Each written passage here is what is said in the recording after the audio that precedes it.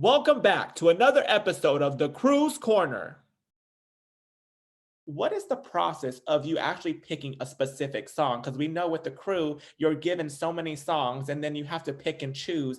What is your go-to style of picking a song and then actually mapping it in your head of what you do? Yeah.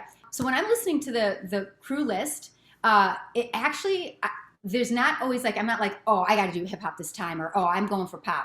It depends on where I'm at, like in that moment. Like for instance, it was the last time I was listening to music. I'm like, you know what? I can't do female voices right now. Like I was hearing some female voices that something about the tone wasn't speaking to me in that day for whatever reason. I don't know, right? So I was pulling more towards a lower, more male voice, which means I was kind of pulling more towards a hip hop groove. But then there's other times like when I picked the Mabel song, it spoke to me right away. Now, there's a couple things that happen when I listen, and sometimes I want to like smack myself because I hear it and I love it so much, but there might be like crazy breaks in it that I don't realize until after I pick it up for choreography, and then I'm like, ah! But it's okay. I always work it out, and it's a great challenge for me. And being challenged in that way is also very good. So I do love to have a song that's an ABC pattern, but do I look for ABC patterns? Not necessarily. If the song really speaks to me and moves in a way or has a break that I'm not sure what I'll do with, I know I'll work it out, right? Because since we do have that fitness element, we could take a breath there. We could do side lunges. We could do, like, there's lots of things I know I can work with in that. So if I really love the song, I'll grab it. But I'm going to be super honest with you, like I just said. And sometimes I grab it and don't even realize that there's like a 1.25 count break that makes no sense. So yeah, I tend to, it really depends on how I feel. I do like songs that are sometimes more theatrical and poppy. Like I do like things like, what was the one that I did that was from that movie? I don't know, like ones that are like, hey, you guys know I like to do those a little bit more aerobic style, because aerobics was a big part of me coming into the fitness industry back in the 90s, right? Yes, I was wearing that thong leotard with those Reebok gym shoes with like I'd wear a full belt, elastic belt with a buckle with my red biker shorts and my Oh, I thong. love it.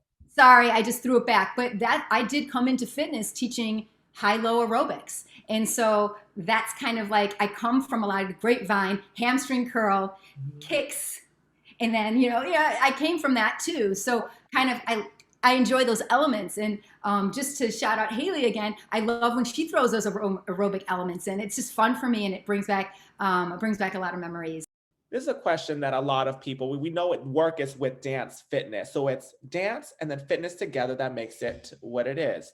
So my question for you as the fitness queen, how do you incorporate fitness moves like a squat or a lunge that fits for us as all shapes and sizes in our dance fitness workouts? Like what is the best technique that you could give us? So I recognize that, right? I recognize that not only for myself, because going into each class that I teach, how does my body feel? Can I go low today? Can I go high? So I do recognize that in myself, but I recognize that in my participants. Therefore, I recognize it in the workforce, because I know they're teaching people that are working at all different levels of fitness.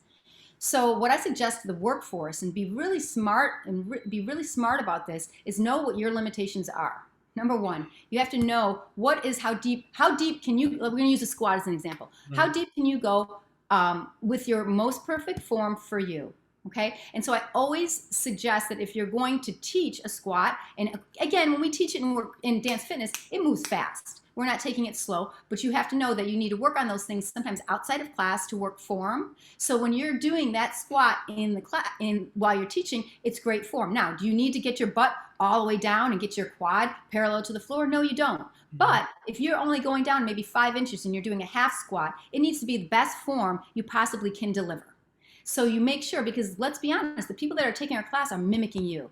So if you're using poor form, they're going to use poor form, all right? And that goes for any fitness class, right? So I'd rather see short range of motion and always using great form with that. Like if you're going to do a side lunge, I love the side lunge, and we do them a lot in work fitness.